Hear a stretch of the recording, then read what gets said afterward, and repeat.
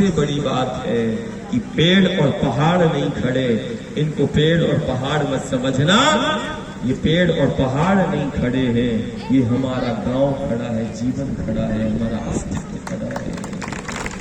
इन पेड़ पहाड़ को बचाना दुनिया का सबसे बड़ा आज का एक धर्म है। अपनी माटी को हम कैसे बचा, मट्टी खत्म होती जा रही है, पत्थर ही पत्थर नजर आ रहे हैं। अब जिस गांव से निकल रहा हूं वो गांव से दो चीजों की प्रार्थना करता है, बोलता दादा वो पानी नहीं है, पानी। मैंने कहा कल तो पानी था 40 साल 50 साल पहले, आज पानी क्यों नहीं है, आज जल क्यों नहीं है, आज मिट्टी क्यों नहीं बच रही? ये हमारी लापरवाही के कारण। आज जल और मिट्टी खत्म हो रहा है, तो जल को भी देवता के रूप में हमने माना है और माटी को हमने शक्ति के रूप में पूजा है। आज दोनों को हम पूछते दुनिया में हमें। मैंने कहा क्यों खत्म हो रहा है गांव में जल, क्यों खत्म हो रहा है भाई? 40 साल पहले तो ऐसी स्थिति नहीं, बढ़िया झरना झिरिया कुंड ये सब होते थे, 2-2 फुट पे पानी आ जाता था कुंड में, झरना झिरिया 12 मासी कल बहते थे और गांव नगर को जीवन देके वही नर्मदा के आंचल को विराट करते थे। आज सहायक नदियां सूखती चली जा रही, नदियां 12 मासी थी, अब वो बरसाती हो गई। क्या क्या कर रहे हैं? जल क्यों नीचे जा रहा है? जल हमारा क्यों नीचे जा रहा है? और कल 40 साल 30 साल पहले क्या था? तुम कल्पना करना 30-40 साल पहले हमारे जो गांव है पूरे ये जंगल हरे भरे थे, पेड़ ही पेड़ थे, पत्थर नहीं थे, पेड़ ही। वो पेड़ ही है जैसे शंकर ने महादेव ने जटाओं में गंगा को धारण कर लिया, वैसे ये देव और शिव स्वरूप इन पेड़ पहाड़ों ने हमारी इस जीवन शक्ति को वो धारण करते हैं जिसको हम मानते हैं। नर्मदा को माना है तो देवताओं ने धारण नहीं किया, नर्मदा को धारण करने वाला अमरकंटक है, वो पहाड़ है, विंध्याचल सतपुड़ा है, इसने जीवन शक्ति को। अब कल्पना करो जो नर्मदा को मानता है और नर्मदा का जल है, यदि ये पेड़ पहाड़ नहीं होंगे तो वो जीवन शक्ति जल शक्ति कहाँ होगी? कोई यंत्र नहीं है कि वो संयंत्र हो जाए कि हम अपनी जल शक्ति को जीवन शक्ति को धारण कर ले। हमने व्यवस्थाओं के नाम पर जंगल को खत्म कर दिया, पेड़ को खत्म कर दिया, पहाड़ खत्म करते जा रहे हैं।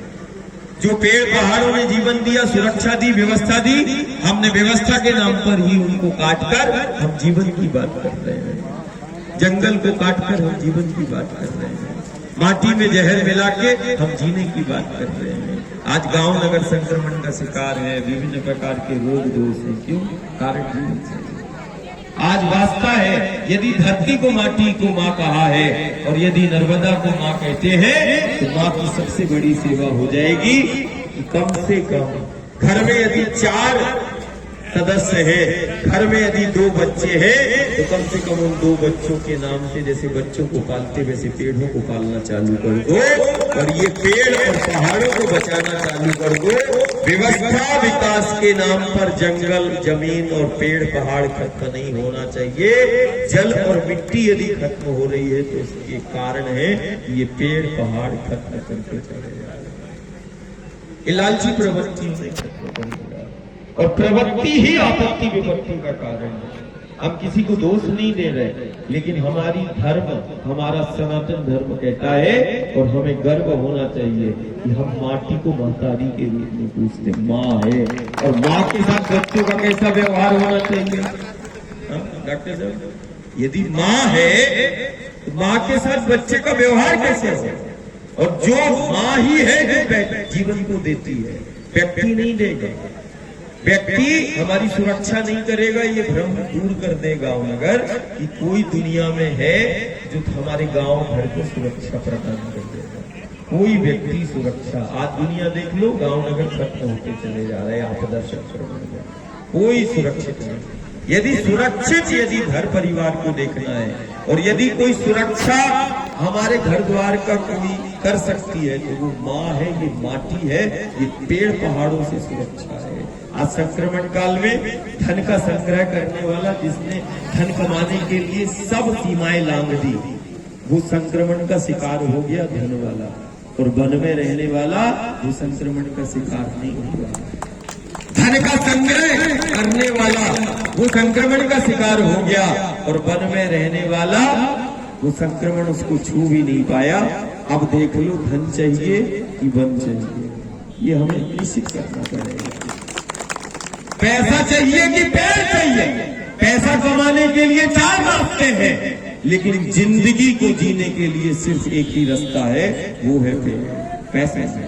पैसा काम नहीं आएगा।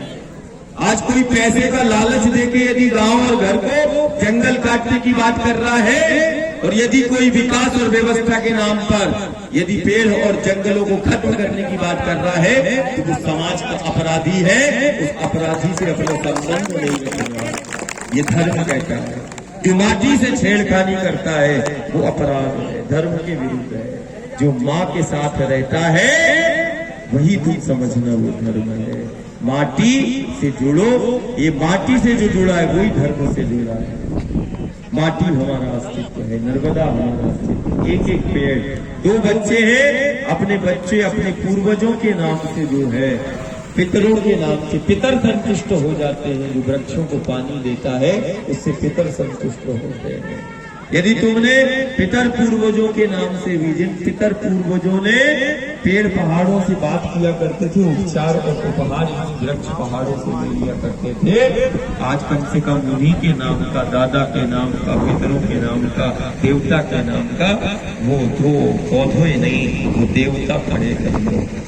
हम पेड़ों पत्थर में यदि हमने रामकृष्ण को देखा है, हरिहर को देखा है, देवता को देखा है, तो इन पेड़ों में भी देवता को चालू कर दो देखना, पेड़ों में देखना चालू करो। बात पत्थर की नहीं है, हम किसी का विरोध नहीं कर रहे। पत्थर में देखा है तो पेड़ों में देखो। यदि शक्ति को इस माटी की धरती में देख लो, यही जगदम्बा है, यही काली है, माटी है जो हमारा अस्तित्व है। और माटी तभी बच पाएगी। अभी हम बीच में मिट्टी खत्म हो रही, अभी कहाँ पे थे? बिजौली में। बिजौली में डॉक्टर साहब से कोई बोल रहा था परिवार कि नहीं, कहीं से मिट्टी ला दो, यहाँ मिट्टी खत्म हो गई है ना, हो रहा था बात है ना। धरा, माटी खत्म हो गई। अब माटी कैसे हो रही? माटी यदि तुम्हें माटी को रखना है और माटी यदि रहे तो तुम्हें फिर पेड़ लगाना पड़ेगा। और दूसरी चीज, इस माटी से, धरा से गौ का संबंध है धर्म का। तुम निश्चित मान के चलना, जहां मिट्टी खत्म हो रही है वहां तुम गौओं का विचरण चालू कर दो, गौ रखना चालू कर दो। वो गोबर देती है, गौमूत्र देती है, वास्ता है उस आद्य शक्ति में। जहां पूरी बंजर हो गई, मिट्टी खत्म हो गई, तुम गौ को और पेड़ों को लगाना चालू कर दो, गौ को रखना चालू कर दो। 3 से 5 साल में मिट्टी खुद बना लो। तुम मिट्टी एक स्थान से लाओगे, खोद के लाओगे, फिर दूसरे एक गड्ढा भरने के लिए दूसरा गड्ढा करोगे। ये समस्या का समाधान नहीं है, ये समस्या का समाधान नहीं है कि एक गड्ढा में मिट्टी डाल के हम दूसरे जगह से खोदेंगे। बात तो वही हुई ना, कान इधर से पकड़ा, इधर से पकड़ा। बात यह है कि मिट्टी कैसे बचाएंगे और मिट्टी कैसे बनेगी। तो मिट्टी बनाने के लिए पेड़ तुम लगा लो, और गौओं को जो है 3 साल तक गौ के चरण वहां रहे। प्रमाण है कई जगह पर जहां बंजर और पत्थर हो गए थे, वो पत्थर में फूल खिल गए जब दूध की श्री चरण, अपन बोलते ना, तो दीय पाद पंकजम नमामि देवी, जल स्वरूप श्री चरण जब तक इस धरा पर है तब तक हमारा अस्तित्व है। और गौ के चरण जब तक तुम्हारे गाँव में है ना। अपन ने बकरियां पालना चालू कर दी, वही जंगल में पौधे, अब पुराने पेड़, नए पौधे तो तैयार ही नहीं दिखाई देते हैं, पूरे पौधे। गौ दिखाई देना बंद हो गई, कत्ल खाना में चली गई। वही गौ, उसको भी हमने माँ कहा है। गौ यदि है, जब से तुम्हारे गांव नगर से गौ निकल गई चरण, तुम देखना मिट्टी भी खिसकती चलेगी।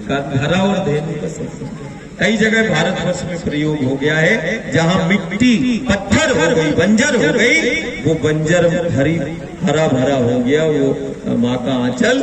सिर्फ 2 चीजें, पेड़ लगा लिया और गौ के चरण पड़ गए। गौ रख लो, सिर्फ दूध लगाने के लिए नहीं, गाय जो है वो सिर्फ दूध देने के लिए नहीं, इस धरती को बचाने में सबसे बड़ा जो योगदान है वो गौ दे सकती है। तो गौ को तुम फिर से रख लो, कत्ल खाने से जाने से उसको बचा लो, वो सबसे बड़ी सेवा हो जाएगी, है ना।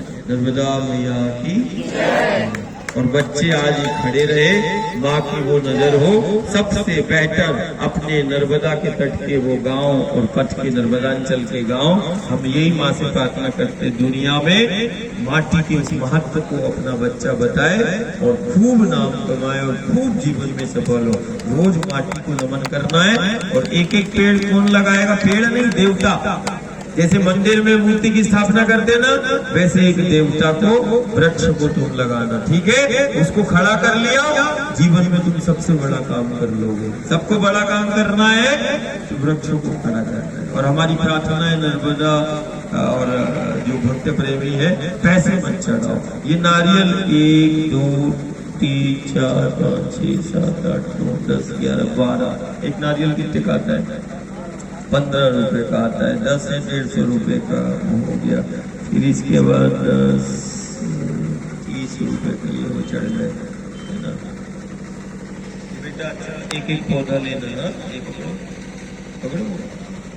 हमारी प्रार्थना है, समझ लो एक स्वामी महाराज जी आए, एक संत नहीं आया, सत्य चल रहा है उसी माँ का। संत बस समझना, सत्य चल रहा है कि नहीं? और सत्य आधार है। नारियल चढ़ाए सुख शांति के लिए।